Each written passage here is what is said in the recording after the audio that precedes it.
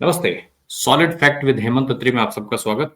जैसा आप देख रहे हैं, तमाम फैक्ट्स के साथ हेमंत अत्री सर हमारे साथ मौजूद हैं। सर, बहुत स्वागत है आपका। अडानी साहब के मामले में सर बहुत कुछ चल रहा है। एक तरफ जहां अब ट्रम्प साहब की ताजपोशी हो गई और ताजपोशी के साथ साथ ट्रम्प साहब ने जिस तरीके से तमाम घोषणाएं की हैं, वो उनके इस बार के रवैये को बहुत साफ साफ दिखा रहा है। डब्ल्यूएचओ से बाहर होने से लेकर के और पेरिस के साथ समझौते को खत्म करना, फिर दक्षिणी सीमा पर तुरंत इमरजेंसी लगा देना, और ये सारी चीजें, ये जो रुख उनका दिखा रहा है वो बिल्कुल अलग दिखा रहा है। अलग ट्रंप इस बार दिखाई दे रहे हैं, अलग मोड में दिखाई दे रहे हैं। ऐसे में अडानी साहब को लेकर के जो रिश्वतखोरी का मामला अमेरिका में चल रहा है, वो जब ट्रंप साहब को वहां की अदालतें नहीं बख्शती हैं तो अडानी साहब को भी नहीं बख्शेंगी। ये तो हम बात पहले भी कर चुके हैं। लेकिन अब बड़ी खबर ये आ रही है कि अडानी साहब ने दुनिया की बड़ी फर्मों में से जो टॉप फर्में हैं लॉ की, बिजनेस लिटिगेशन वाली, उनको हायर करने की खबर आ रही है। कैसे देख रहे हैं आपको? क्या ये जो बड़ी फर्में हैं, ये ट्रंप साहब के शासनकाल में अडानी जी को बचा पाएंगी? इन फर्मों के सहारे अडानी जी खुद को बचा पाएंगे? धन्यवाद राय साहब। देखिए, जो जो फर्में जो इन्होंने हायर की हैं ट्रम्प साहब ने, ये सॉरी अडानी साहब ने अमेरिका में अपने तीनों केसेस के, दो इनके खिलाफ है और एक इनके कुलीग्स के खिलाफ है, जो इनके पदाधिकारी है बोर्ड ऑफ डायरेक्टर्स में, तमाम अलग अलग अफसर, उन सब के खिलाफ कुल मिला के 3 केसेस हैं। तो उसमें जो अमेरिका की जो 2 टॉप मोस्ट फर्म्स, पहली है लॉस एंजलिस की जो फर्म है वो, दैट इज क्वीन एमेनुअल, ये लॉस एंजलिस की फर्म है। और दूसरी शिकागो की फर्म है क्रिकलैंड एंड एलिस। तो ये जो शिकागो वाली फर्म है, ये दोनों ही बहुत ही लीडिंग फर्म्स हैं और इसके तो कई देशों में भी कार्यालय है, एशिया के अंदर, यूरोप के अंदर और अमेरिका के लगभग 2 दर्जन शहरों में भी इनके कार्यालय है। ऐसे ही जो क्वीन एमेनुअल है, ये बिल्कुल स्पेशलाइज्ड काम करते हैं। और स्पेशलाइज्ड काम क्या है? बिजनेस लिटिगेशन जो होती है वो, एंटी ट्रस्ट रूल्स, उसके अलावा जो आपस में जो इनका झगड़ा चलता रहता है, government to government issues, white collar crimes, जितने भी फाइनेंशियल क्राइम्स रहते हैं वो, हाई स्टेक जो उसके जो लीगल बैटल्स रहती हैं वो, इंटेलेक्चुअल प्रॉपर्टी राइट्स, और इस तरह के जितने भी व्हाइट कॉलर, यानी कि आप कह सकते हैं सिविल केसेस ज्यादा, जो इसमें पेनल्टी और इन सब का वो होता है, तो उनमें दोनों में ये स्पेशलाइज करती है फर्म। और ये मान के चलिएगा कि ये कोई छोटी मोटी फर्म है जिसको कोई आम आदमी हायर कर सके।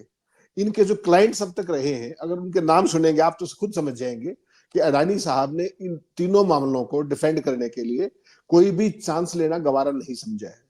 इनके क्लाइंट्स देखिए पिछले कौन कौन है: गूगल, इन फर्म्स के, एप्पल, माइक्रोसॉफ्ट, उबर, और उसके बाद अब जो फेसबुक देखिए, मेटा, जॉनसन एंड जॉनसन और फॉक्सवैगन, जो दुनिया की टॉप मोस्ट कंपनियां हैं, जिनके बहुत लाखों करोड़ों अरबों रुपए के जो केसेस चलते हैं इंटेलेक्चुअल प्रॉपर्टी राइट से लेकर तमाम तरह के, उन सारे केसेस के अंदर ये फर्में स्पेशलाइज करती है। और इनका जो जो व्हाइट कॉलर क्राइम में अगर आप देखेंगे तो ये जो कंपनी है लॉस एंजलिस वाली, जो अपने क्या नाम है, क्रिकलैंड एंड एलिस, इसने अभी तक 2300 केसेस किए हैं कुल मिलाकर के, इस तरह के सिविलियन केसेस के अंदर, और उसमें उन्होंने $70 बिलियन के केसेस सेटल भी करवाए हैं। 88% इनका स्ट्राइक रेट है। तो अडानी साहब, आप एक बात कह सकते हैं कि कोई चांस नहीं ले रहे, is not taking anything to chance, और जो बेस्ट पॉसिबल लीगल एड है वो उन्होंने एंश्योर की है अपने इन तीनों केसेस के अंदर। और फिर दर्शकों के लिए एक बार याद दिला दूं, जो उनमें से एक केस जो है वो क्रिमिनल केस भी है, जो एफबीआई ने दायर किया है, फेडरल ब्यूरो ऑफ इन्वेस्टिगेशन, जो हमारी सीबीआई के बराबर है। और दूसरा केस जो है, जो बाकी के 2 केस है, वो सिक्योरिटी एंड एक्सचेंज कमीशन, जो हमारे सेबी के बराबर है। तो जो सेबी वाला केस है, एसईसी वाला जो केस है, सिक्योरिटी एंड एक्सचेंज कमीशन वाला, उसके अंदर केवल पिनल एक्शन की गुंजाइश है। लेकिन जो एफबीआई वाला केस है उसके अंदर क्रिमिनल प्रोविजन है और उसमें सजा का भी प्रावधान हो सकता है। तो आप कह सकते हैं कि जो अडानी साहब हैं, he is not taken anything to chance, और उन्होंने अमेरिका की जो 2 सबसे बड़ी फर्म है लॉ के मामले में, लीगल जो कंपनी डिस्प्यूट्स और तमाम इस तरह की चीजें, उनको हायर किया है। हम इस हायरिंग प्रक्रिया की अभी बात करेंगे आगे, लेकिन मुझे उससे पहले जरा एक चीज समझाएं सर। ट्रंप साहब मोदी जी के बहुत अच्छे दोस्त, खूब अब की बार ट्रंप सरकार सारी चीजें हुई, मोदी जी ने सारे प्रयास किए अपने लिए इनविटेशन मंगाने का, नहीं मिला, जिन भी वजहें थी बहुत बात हुई है उस पर। इसके अलावा अब ये मान लिया जाए फाइनली मोदी जी सरेंडर हो चुके हैं कि भैया अब मैं अडानी साहब के लिए कि तुम्हारे लिए कुछ नहीं कर पाऊंगा, तुम अपने स्तर पे जो करना चाहो। इसका मतलब मोदी जी मैनेज नहीं कर पाए, इस वजह से अडानी साहब को अब इन फर्मों का सहारा लेना पड़ रहा है, क्योंकि पूरे सारे प्रयास विफल, सरकार सरेंडर। नहीं राय साहब, इसको थोड़ा सा दूसरे एंगल से देखने की जरूरत है। अमेरिकन जुडिशियल सिस्टम और हिंदुस्तानी जुडिशियल सिस्टम में एक बेसिक फर्क है। ट्रंप इनकी मदद तो जब करेंगे जब वो अपनी मदद कर पाए क्या। हशमनी हम्म। केसेस में उन्होंने देखा, अभी जो डेनियल वाला लास्ट केस था, उन्होंने हम्म। ओथ से 10 दिन पहले भी अपनी खुद की सजा रुकवाने का कोशिश हम्म। की। जज से कहा कि साहब आप रहने दीजिए, इसको इसको डेफर कर दीजिए। उन्होंने कहा नथिंग डूइंग, हम जाएंगे। उसके बाद वो सुप्रीम कोर्ट तक गए अपने ट्रंप साहब। और सुप्रीम कोर्ट में एक चीज और दर्शकों के लिए बता दूं, ये महानता है अमेरिकन सिस्टम की, जो वहां पे ट्रांसपेरेंसी और सारी चीजें होती है। वहां का जो सुप्रीम कोर्ट है वहां पर बिल्कुल क्लियर कट है कि कौन किसका अपॉइंट किया हुआ है। डेमोक्रेट जज और रिपब्लिकन जज खुलेआम उनकी एलियंस वो रहती है, एलिजेंस रहती है। उसके बावजूद भी सुप्रीम कोर्ट ने ट्रंप को मदद नहीं की। उनकी जो अपील थी कि मेरी सजा को रुकवाया जाए, उन्होंने खारिज कर दी और वापस केस भेज दिया ट्रायल कोर्ट में। और ट्रायल कोर्ट में आपने पता है क्या हुआ। ट्रायल कोर्ट ने कहा कि हम इनको दोषी ठहराते हैं और इनको बिना कोई किसी सजा के बरी करते हैं। यानी कि अमेरिकन इतिहास में ट्रंप खुद पहले ऐसे राष्ट्रपति हैं जो किसी इस तरह के आपराधिक केस में कन्विक्ट होकर के उसके बाद से पता, क्योंकि वहां के कानूनों में इस तरह का प्रावधान है। लेकिन जो आपका सवाल था वो इसलिए महत्वपूर्ण है कि जो ट्रंप अपने आप को खुद नहीं बचा पाए अपने ही केस के अंदर, हशमनी के अंदर, वो तो केस भी कितना है, 2-2.5 करोड़ रुपए का केस है। यहां तो आपको पता है 2200 करोड़ के आरोप है, कंपनी के हम्म। आरोप है, अमेरिकन निवेश। ट्रंप ने तो अपने पैसे दिए थे किसी को अपना मुंह बंद रखने के लिए। यहां तो हम्म। अमेरिकन निवेशकों का पैसा है और दूसरे देश में कथित तौर पर रिश्वत का मामला है। तो जो ट्रंप खुद को नहीं बचा पाए, वो मोदी के कहने से अडानी को क्या बचाएंगे, या अडानी को ट्रंप को कह के मोदी कैसे बचवाएंगे। ये एक हाइपोथेटिकल सवाल हो सकता है। बेसिकली वहां पर एक बात बड़ी स्पष्ट है कि जो राष्ट्रपति अपने केसेस, एक्स प्रेसिडेंट और प्रेसिडेंट डेजिग्नेट दोनों ही थे, ट्रंप पहले राष्ट्रपति रह चुके हैं और दोबारा डेजिग्नेट थे। और ओथ लेने से 9 दिन पहले आपने देखा किस तरीके से उनको कन्विक्ट किया गया। ये हम्म। अमेरिकन सिस्टम की ट्रांसपेरेंसी और महानता है कि उन्हीं के रिपब्लिकन जजों की बहुमत है सुप्रीम कोर्ट में, उसके बावजूद भी उनको राहत नहीं मिली और उनको दोषी होल्ड किया गया। ये बड़ी चीज है। तो इसमें अडानी क्या करेंगे और मोदी क्या करेंगे, ये तो ला सूट है और लीगल बैटल को लीगली ही लड़ा जाएगा। इसीलिए इसको टॉप प्रायोरिटी पे लेके टॉप मोस्ट लॉ फर्म को इनको हायर करना पड़ा। और इनकी फीस भी अगर आप सुनेंगे तो हैरान रह जाएंगे। बहुत मोटी फीस होती है, करोड़ों अरबों रुपए में फीस होती है। दोनों तरह काम करते हैं ये। एक तो एक मुश्त फीस जो भी उन्होंने तय की, बहुत बड़ी रकम, वो अरबों रुपए में हो सकती है। और दूसरी जो आपके ऊपर जो संभावित जुर्माना है, अगर ये उसमें बचाते हैं उससे आपको, जैसे 2200 करोड़ रुपया फर्ज कीजिए है इस केस में, तो वहां पर प्रोविजन ये है कि इसका 3 गुना तक जुर्माना हो सकता है, 6600 करोड़ रुपए। तो उसके अनुपात में भी फीस तय हो सकती है, जो भी इनकी टर्म्स एंड कंडीशन हो। तो इतनी बड़ी फीस की फर्म हायर करने का मतलब समझ लीजिए कि अडानी साहब इस पूरे मामले को बेहद बेहद गंभीरता से ले रहे हैं, क्योंकि ये उनके बिजनेस के सर्वाइवल का सवाल है। ये हमने पहले भी बात की थी, इन फर्मों को हायर करने से वो बात रीस्टेब्लिश होती है। सर, अब इन फर्मों को जो हायर किया गया, जैसा आपने बताया, बहुत मोटी फीस लेते हैं। तो निश्चित तौर पे अगर मोटी फीस लेते हैं तो एक सर्टेनिटी के साथ काम करते होंगे, एक गारंटी के साथ काम करते होंगे, तो वो ठीक है। अडानी साहब के लिए तो ठीक है, लेकिन इतना पैसा खर्च करना क्या सामान्य चीज है अडानी जैसी कंपनी के लिए? आखिर अभी आपने देखा है, हाल में उनको अपनी कंपनियों के शेयर बेचने पड़े। हमेशा खरीदते रहने वाले अडानी जी को कुछ बेचना पड़ा, और उसका असर निश्चित तौर पे भारत के लोगों पर क्या नहीं पड़ेगा, हमारी अर्थव्यवस्था पर नहीं पड़ेगा? जब इस तरीके से अडानी जी अपना पैसा खर्चेंगे तो निकाला तो देश से ही जाएगा। मोदी जी अमेरिका में भले ही मैनेज नहीं कर पाए, लेकिन अडानी का फंड तो मैनेज करेंगे, वेल्थ तो मैनेज करेंगे, जैसा उनके ऊपर आरोप लगता है। राय साहब, अडानी साहब के लिए पैसा इशू नहीं है। पैसा तो जितना हो 6600 करोड़ भी दे देंगे, कोई लंबी चौड़ी बात सर, नहीं। पैसा अडानी जी के लिए इशू नहीं है, भारत के लिए तो हाँ, इशू है, भारत के नहीं लोगों के लिए तो इशू है। हमारे पास रिजर्व फंड नहीं बचा है। नहीं, उसमें समस्या क्या है, अडानी की जो हिंदुस्तान की तो वो परवाह करते ही नहीं है। हिंदुस्तान में तो आज पीएसयू को कह देंगे, किसी पब्लिक सेक्टर बैंक को, वो उतना ही लोन दे देगा किसी प्रोजेक्ट के नाम पर। उनके शेयरों को बचाने के रोज एलआईसी आ जाती है, पता ही आपको सारी बातें। यहाँ पर अडानी की प्रॉब्लम और तरीके की, हमने एक बार पहले भी चर्चा की थी, आपको ध्यान होगा। हिंदुस्तान की चिंता नहीं है उनको। हिंदुस्तान का जितना दोहन वो कर सकते थे फाइनेंशियली, वो पब्लिक सेक्टर बैंकों से बहुत बड़े पैमाने पे ऑलरेडी कर चुके हैं। अब भी कोई मना थोड़ी है, जब मोदी जी का एक इशारा जाएगा वित्त मंत्रालय से तो सारी चीजें हो जाएंगी, वो बड़ी बात नहीं।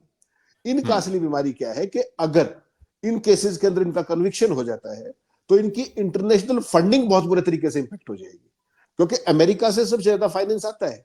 यूरोप से सर ज्यादा फाइनेंस आता है। वहां पर बद अच्छा और बदनाम बुरा वाली स्थिति ऑलरेडी हो चुकी है। और उसी के कारण आपने देखा अडानी विल्मर में अपने अडानी साहब को अपना करोड़ों रुपए का स्टेक बेचना पड़ा, ऑलमोस्ट $2 बिलियन का। ये पहली बार देखा और सुना गया कि अडानी मोदी जी के रहते हुए कंपनियां खरीदने की बजाय अपना स्टेक बेच रहे थे। उसका कारण समझिए, जो इतने बड़े पैमाने पर जो धंधे किए जाते हैं, एयरपोर्ट, पोर्ट, फला, तो ये इंफ्रास्ट्रक्चर के प्रोजेक्ट हैं, इनमें जो पैसे का जो इन्वेस्टमेंट तो तत्काल है और उसकी वापसी धीरे धीरे होती है, ऑल ऑफ ए सडन नहीं होती। तो इनको अपने सारे जितने भी डेब्ट्स हैं, जो लॉन्स हैं, उनको सर्विस भी करना पड़ता है। उसी चक्कर में इनको अडानी विल्मर का बेचना पड़ा। वरना आप एक बात सोचिए राय साहब, जिस दिन अडानी किसी एक बैंक का लोन डिफॉल्ट कर गए, हिंदुस्तानी या विदेशी, उस दिन उनकी कंपनी का क्या हाल हो जाएगा। ऐसा अतीत में बहुत बार बहुत लोगों के साथ हो चुका है। लेकिन अडानी चूंकि आज देश के नंबर 2 बन चुके हैं, दुनिया के 19वें व्यक्ति हैं, वो अगर मोदी के रहते हुए उनकी फर्म किसी लोन में डिफॉल्ट करती है, तो पूरे देश की शेयर मार्केट पे, पूरे देश की बैंकिंग प्रणाली पर जो उसका एक इंपैक्ट जाएगा, वो शिवरिंग होगा। और उसके क्या इंपैक्ट हो सकते हैं, वो केवल कल्पना ही की जा सकती है। इसीलिए वो कोई भी चांस नहीं लेंगे और जितना जल्दी हो सके इन केसेस को, क्योंकि हिंदुस्तान वाली बात तो है नहीं कि तारीख पे तारीख लगवा लोगे आप। वहां तो 3 केस थे, तीनों के तीनों केसेस एक ही जज को दे दिए गए, यानी कि कंबाइन कर दिए गए, ताकि उसमें एफिशिएंसी बनी रहे, बार बार तारीख ना देनी पड़े, कोई डिफरेंस ना आए किसी तरीके का, कोई कम्युनिकेशन गैप ना हो, कोई डॉक्यूमेंटेशन गैप ना हो।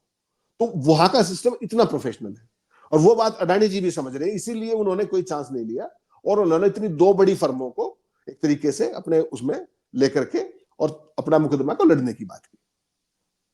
लेकिन सर, कन्विक्शन की जो बात आप कर रहे थे, कन्विक्शन होना तो तय है क्योंकि ऑलरेडी उनके पास सारे प्रूफ है वहां पे। और वहां पे ये चीजें तो है नहीं कि भाई प्रूफ है फिर प्रूफ गायब हो जाएगा या कुछ ऐसा है। जब जिस तरीके की वहां प्रणाली है तो कन्विक्शन तो तय है। अब ऐसे में 2 चीजें हैं, जैसा आपने पहले भी एक बार हमारे साथ चर्चा में जिक्र किया था कि या तो उनको सजा होगी या फिर पेनल्टी होगी। और पेनल्टी होगी तो वो भी बहुत हैवी होगी। तो क्या ये जो इतनी बड़ी फर्मों की इतनी मोटी फीस होगी, उस फीस के बाद एक हैवी पेनल्टी, भाई जाहिर सी बात है कि अडानी साहब जेल नहीं जाना चाहेंगे, लेकिन हैवी पेनल्टी, तो ये फाइनेंशियल के हिसाब से अगर हम देखें तो बहुत बड़ा मामला बन जाता है। लेकिन फिर भी दोनों चीजें हम अपने देश के लिहाज से बात करें, वापस मैं एक बार समझना चाहूंगा कि बदली परिस्थितियों में अगर कन्विक्शन होता है या पेनल्टी होती है, तो आखिर देश की सियासत से लेकर के देश की अर्थव्यवस्था तक क्या सारी चीजें सीधे तौर पर प्रभावी नहीं होंगी? नहीं, पूरे का पूरा विपक्ष अगर कुछ लोगों को छोड़ दे, जैसे ममता पीछे अडानी के मामले में पीछे हट गई थी, तमाम छोटी पॉलिटिकल पार्टी हट गई थी। एक बात तो मान के चलिएगा, जिस दिन इस तरह की कोई चीज अमेरिका की कोर्ट में होगी, उस दिन कांग्रेस पार्टी, राहुल गांधी किस ऑफेंस में होंगे। और प्रधानमंत्री पहले भी कभी अडानी का डिफेंस नहीं करते, वो मतलब उस तरीके से कुछ कर नहीं पाते हैं, उनका कोई एक शब्द सुनते नहीं, पार्लियामेंट में कोई जिक्र नहीं होने देते। तो वो कितने बड़ी डिफेंसिव पिच पे आ जाएंगे, ये देखना पड़ेगा। और कांग्रेस पार्टी पूरे देश में घूम घूम के कहेगी, देखिए साहब हम तो पहले ही कहते थे। तो ये जो चीज है, ये सबसे खतरनाक होगी, ना केवल अडानी के लिए बल्कि मोदी जी की राजनीति के लिए भी। और भारतीय जनता पार्टी, आपको पता है, अडानी की कंपनियों से पहले बीजेपी का आईटी सेल उनको बचाने पहले आता है। अडानी बाद में आते हैं अपने किसी भी आरोप पर स्पष्टीकरण देने के लिए। पहले बीजेपी की आईटी सेल और भगत सेना, जो उनकी अपनी इंडिपेंडेंट ट्रोल सेना है, वो सबसे पहले कूद के आते हैं। लेकिन इस मामले में देखिए, एक बात बड़ी स्पष्ट है राय साहब, दोबारा मैं दर्शकों के लिए बता दूं, अमेरिकन जो एफबीआई है, उन्होंने गौतम अडानी के भतीजे के लैपटॉप, मोबाइल फोन और सारे उनके सर्वर सारे अमेरिका में ही, पता ही आपको, मेल्स की डिटेल्स कंप्लीट उनके पास सारा सिस्टम है, सारी डॉक्यूमेंटेशन है, सारे सबूत है। यही कारण है कि इस तरह के केस को बचाना बहुत ही मुश्किल काम है। वहां पर इस तरह के खेल नहीं होते कि भाई जैसे हिंदुस्तान में एक जज होते थे, वो पहले सुप्रीम कोर्ट में क्या क्या करके गए अडानी के लिए, फिर एनएचआरसी में चले गए, अब वो बीसीसीआई में चले गए। आप समझ सकते हैं वो किसके कृपा पात्र रहे होंगे और कितने हजार करोड़ का लाभ देके गए इनको, डायरेक्टली और इनडायरेक्टली, और उनको किस चीज की शर्म भी नहीं आज भी। तो इस तरह के लोग हिंदुस्तान में हो सकते हैं। अमेरिका के अंदर जुडिशरी का जो आपने सबसे ज्वलंत उदाहरण ताजा देखा, वो ट्रंप का मामला देखा। किस तरीके से एक्स प्रेसिडेंट और एक प्रेसिडेंट इलेक्ट खुद भी केवल 2-2.5 करोड़ रिश्वत देने के मामले में, जस्ट टू कीप शट, अपने ही पैसे दिए उसने, किसी निवेशकों के पैसे नहीं दिए, उसके बावजूद भी उसको गिल्टी होल्ड कर दिया गया। तो यही बात समझनी पड़ेगी और यही अडानी साहब की सबसे बड़ी चिंता है और यही मोदी जी की सबसे बड़ी चिंता है। इनका कोशिश ये भी रहती, अगर कोशिश ये भी रहती कि कहीं इसको अंडर द टेबल सेटल करवाया जाए, कुछ भी करा जाए, लेकिन अमेरिका में वो चीजें आसान नहीं है, वहां इंस्टीट्यूशंस बहुत ज्यादा मजबूत है। तो जब सारी चीजें ऑलमोस्ट नेगेटिव खड़ी हैं अडानी साहब के, तो फिर ये जो इतनी बड़ी लॉ फर्मों का इतनी मोटी फीस पर इनको हायर करने का फिर क्या ही बेनिफिट होगा, और क्यों, उसके पीछे की क्या वजह देखते हैं आप इन लॉ फर्मों के हायर करने का? क्योंकि देखिए, आप खुद भी मान रहे हैं कि सारे सबूत हैं, सारी चीजें हैं, प्रणाली उनकी वैसी है ही है। जब ट्रंप को नहीं छोड़ती तो अडानी को काहे छोड़ेगी भाई, क्यों छोड़े उनको? नहीं राय साहब, इसमें क्या है कि जो इस तरह की फर्में होती है ना, वो जो आपका इंडाइक्टमेंट होता है, जो आपका कन्विक्शन होता है, उसको थोड़ा सा माइल्ड करवा दे, जुर्माना थोड़ा सा कम करा दे, कोई वो सजा ना होने दे, इम्प्रिजनमेंट ना होने दे, उस तरह की चीजों को। मान लीजिए कोई कहता है कि 10 साल की सजा, फॉर एग्जाम्पल, वो कहते हैं नहीं नहीं साहब इसको पिनल पे ले आइए, फिर पिनल पे बहस होगी कि साहब इसको थोड़ा सा कम कर लीजिए, थोड़ा सा कम कर लीजिए। जो इनकी जो फर्म थी अमेरिका की, जिनके साथ इन्होंने टाई अप किया था, एज्योर, उसका तो आपने देख ही लिया क्या हाल हुआ है आरोप लगने के बाद। उसकी तो बधी पिट की, बिल्कुल शेयरों का बेड़ा गर्क हो गया उसका। तो तमाम तरह के जो लीगल पॉइंट्स होते हैं, उनके थ्रू ये फर्में बच के निकालने की कोशिश, कन्विक्शन हो तो थोड़ा माइल्ड करा दे, जुर्माना हो थोड़ा कम करा दे, जेल होती हो तो जेल को कंपाउंड करा के फाइन में जमा करा दे। उस तरह के खेल करने में, उस तरह का मैनिपुलेशन में, उस तरह की बार्गेनिंग में वहां पर ओपन है ये चीजें, बिल्कुल कोर्ट के अंदर ओपन हो गया कि माय लॉर्ड ये रहने दीजिए, ये कर दीजिए, इतना नहीं इतना मतलब कर दीजिए। मतलब वो सब मैनिपुलेशन तो फिर, मतलब सर फिर इसका मतलब सीधे तौर पे तो यही हुआ ना कि मैनिपुलेशन तो वहां भी होता ही है कोर्ट्स के अंदर, और मैनिपुलेशन होता है तो फिर अडानी जी के लिए क्या रास्ता आसान नहीं बना देता है? क्योंकि भाई वो इट्स तो इट्स सामना दंडभेद हर तरीके से तैयार होंगे। It's a kind of open bargaining. For hmm. Example 2200 crore रुपए आपके ऊपर आरोप लगे, तो अमेरिकन हम्म। रूल के हिसाब से आपको 3 गुना तक जुर्माना हो सकता है कंपाउंड करने के लिए उसको। तो हम्म। ये फर्में कहेंगे कि साहब 66 विल बी टू मच, इतना नहीं था, इतना नहीं था, ये था, जो डिफेंस जो भी करते हैं लीगल पॉइंट्स के ऊपर, इसको हम्म। ऐसे कर लीजिए। एक पार्ट वो है।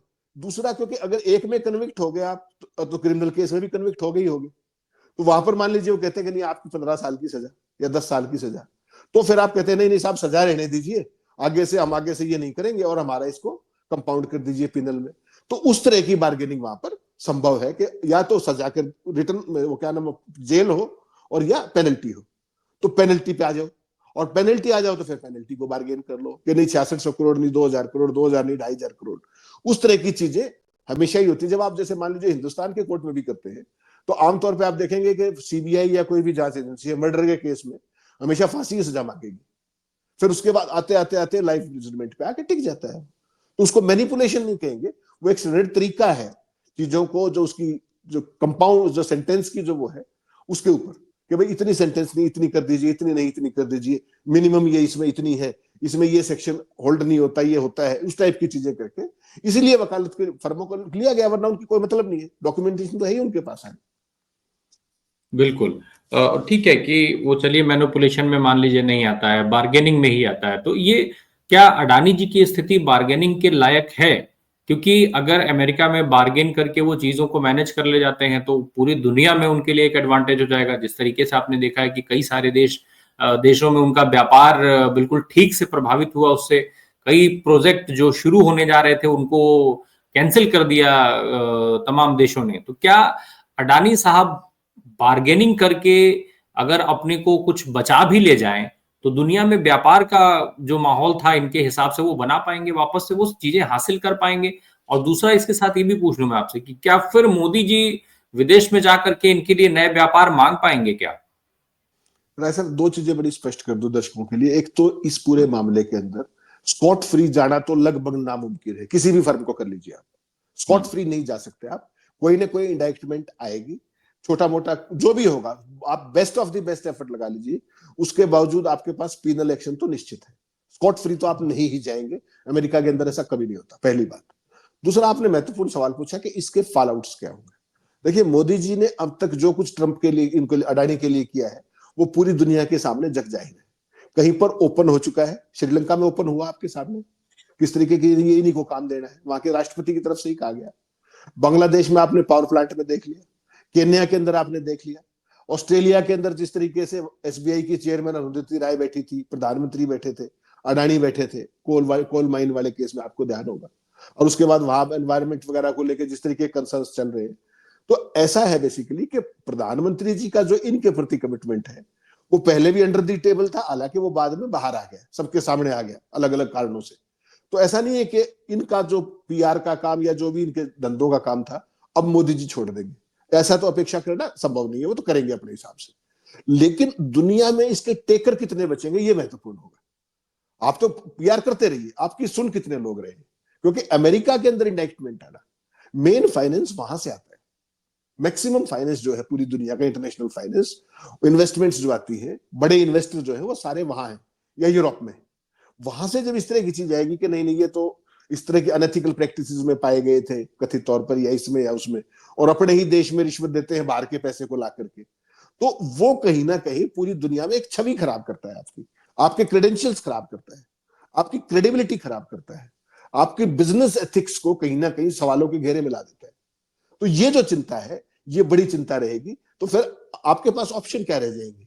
क्या आप ऑस्ट्रेलिया जैसे बड़े देशों की बजाय आप कोई थर्ड वर्ल्ड कंट्रीज में आपको धंधा ढूंढना पड़ेगा, इंडोनेशिया टाइप या साउथ अफ्रीका के कुछ देश, इस तरह के जो लोग जो आपके मतलब राइट हाथ से नहीं तो लेफ्ट हाथ से जो भी मजबूती करके आर्म ट्विस्टिंग करके, जैसे बांग्लादेश के पावर प्लांट का आपने किया था, उस तरह की चीजें। लेकिन जो मेन स्ट्रीम के जो देश है, जो बड़े देश है, वहां से फाइनेंस जुटाना भी मुश्किल होगा और वहां पर प्रोजेक्ट ले पाना भी मुश्किल होगा, ऐसा आप मान सकते हैं। बिल्कुल। ठीक है। मोदी जी चाहे कुछ भी करें। एक और चीज कि भाई ठीक है कि आप बिजनेस, निश्चित तौर पे व्यापार का मामला बहुत महत्वपूर्ण है। अगर हम इस पे बात करने लग जाएंगे तो बात हमारी ज्यादा लंबी चली जाएगी, क्योंकि उस पे वो तमाम सारे सवाल उठते हैं। लेकिन फिर एक चीज अडानी साहब के लिहाज से अगर हम बात करें, अडानी साहब कन्विक्ट होने के बाद भारत की सियासत में कहाँ जगह पाएंगे, केवल विपक्ष के लिहाज से नहीं, मैं जनता के लिहाज से समझना चाहता हूं। क्या अडानी साहब का कन्विक्शन भारत में भारत के लोगों की आंखें खोल पाएगा कि तुम्हारे साथ क्या कुछ हो रहा है, जरा एक बार देख लो। लगातार दिखाया जा रहा है लेकिन अब तो मुहर भी लग गई। देखिए राय साहब, ये कोई भी चीज इसमें छुपी हुई नहीं है। जब से अडानी साहब को एयरपोर्ट दिए गए थे, एयरपोर्ट का संचालन कौन करता है? जिसको तजुर्बा हो, जिसको पास एयरपोर्ट संचालन का तजुर्बा हो। तब के डीजीसीए ने, मुझे याद अच्छे तरीके से, इस फाइल पे भी ऑब्जेक्शन लगाया था कि भाई इनको कोई तजुर्बा नहीं है, कोई एक्सपीरियंस का क्लॉज ही हटवा दिया गया। तो ये सारी बातें डॉगी मीडिया में नहीं आई, वो अलग बात है। रवांडा मीडिया तो सुबह शाम तक प्रचार करता है, लेकिन लोगों को इस बात का पता है, जो सोशल मीडिया के जरिए और तमाम चीजें, खबरें तो आती है, देखिए चुप छाप के आएंगी, कम छपने वाले अखबारों में आएंगी तमाम। लेकिन देश की जनता ने, मैं बड़े दुख के साथ कहता हूं, देश की जनता का एक बड़ा हिस्सा इसको अब अपनी नियति मान चुका है, हकीकत ये, और वो आवाज नहीं निकालना चाहते किसी भी बात पर। मोदी सरकार के खिलाफ हिम्मत आवाज निकालने की नहीं है, और इच्छा देखिए, दुखी सब है, लेकिन उसमें उन्होंने एक नई चीज बना ली कि क्रांति तो हो, भगत सिंह भी पैदा हो, लेकिन वो राय साहब के घर में पैदा हो, मेरे घर में ना हो। तो क्रांति भी सबको चाहिए, सारे दुखी भी है, राहत भी चाहिए, लेकिन क्रांति वो खुद नहीं करेंगे। तो वो इंतजार कर रहे हैं कि कोई मसीहा आएगा और वो इन सारी चीजों को ठीक करेगा, वो अडानी से भी मुक्ति दिला देगा, इससे भी कर देगा, ईवीएम भी ठीक हो जाएंगे, आपका सब कुछ ही हो जाएगा। ऐसा संभव होता नहीं। समाज के हर व्यक्ति को अपनी अपनी भूमिका जिस भी रूप में वो है, वो जब तक सुनिश्चित ना करे तब तक इस तरह की चीजें ठीक नहीं कर सकते आप। सामाजिक दबाव भी होता है, जनता का भी दबाव होता है, जनता सड़कों पर भी आती है। आपने श्रीलंका में देखा, आपने बांग्लादेश में देखा, तमाम देशों के अंदर। तो हिंदुस्तान में जो वो कैपेसिटी थी, जो एक आंदोलन का जो एक वो था, वो कहीं ना कहीं पुलिस एक्शंस के कारण या जो भी तरह की जातियां होती, किसान आंदोलनों में आपने देख लिया, 378 दिन एक बार बैठे रहे, 11 महीने से आप बैठे, हु केयर्स। तो आम आदमी के पास रोटी के संघर्ष के अलावा बहुत क्रांति का स्कोप बचा नहीं है। तो वो जब क्रांति का स्कोप नहीं बचा तो वो भ्रांति का शिकार है, हकीकत ये है हिंदुस्तान की। तो इसको हम किसी भी रूप में लें। निश्चित तौर पे अब खैर जब कन्विक्शन हो जाए, जो कुछ भी हो, पर मुझे लगता है कि इसके प्रति देश के लोगों को समझना चाहिए, क्योंकि ये सीधे सीधे अगर हम केवल अमेरिका की बात नहीं है, ये सीधा हमसे जुड़ा हुआ मामला है। और हमारा हर वो रुपया जो आज किसी भी फॉर्मेट में अडानी जी के पास जा रहा है, ये सारी चीजें उसी से होंगी। लॉ फर्म की फीस भी उसी से दी जाएगी, मैनिपुलेशन में लगने वाला खर्चा, बार्गेनिंग में लगने वाला खर्चा, हर सारी चीजें उसी से बियर की जाएंगी, पेनल्टी जो भी लगे वो उसी से भरा जाएगा। याद रखिए ये सारा खर्च जो है वो वापस आपसे ही वसूला जाएगा किसी न किसी फॉर्मेट में। बहरहाल देखते हैं क्या कुछ आगे आता है नया। बहुत बहुत धन्यवाद हेमंत सर, हमसे बात करने के लिए। Thank you so much.